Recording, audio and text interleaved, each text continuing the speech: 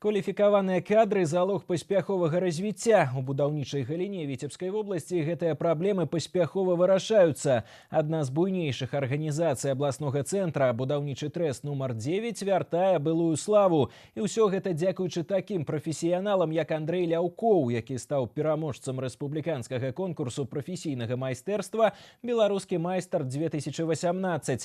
Лепшага муляра краіны павіншавалі работнікі прафсаюза і яго калегі па працы. С падрабязнасцямі Інна Кірыенкава.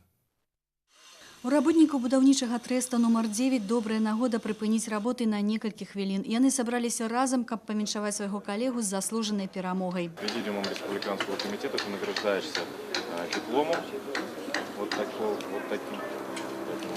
Ну и от областного комитета небольшое денежное вознаграждение. Впервые, когда представитель Витебской области именно по профессии каменщика занимает такое почетное место, и мы считаем, что конкурс профессионального мастерства, он непосредственно сделан для того, чтобы поднять престиж данной профессии, потому что профессия каменщика, она самая на данный момент востребованная. За 9 гадоў працы гэта бадай самы значны поспех у прафесійнай кар'еры Андрэя Ляўкова. Такімі майстрамі ганарацца ў арганізацыі, таму стараюцца ўсяляк заахвочваць сваіх работнікаў. І ў якасці падарунка грашовая прэмія.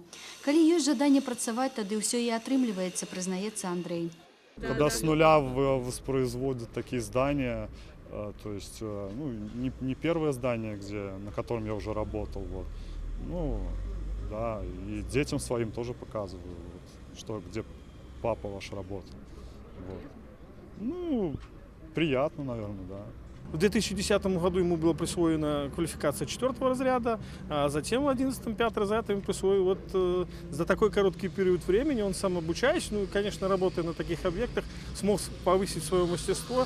И нам очень приятно, что у нас в Тресте работают лучшие специалисты, и приятно, что Тресту доверяют такие вот мощные объекты. Новая паліклініка ў мікрараёне Поўдзень-7 – самы буйны сацыяльны аб'ект у Віцебскай вобласці. Зараз тут працуюць каля 300 чалавек. Да канца бягучага года будаўнікі намераны здаць паліклініку і адразу ж пераключыцца на новую школу ў мікрараёне Білева.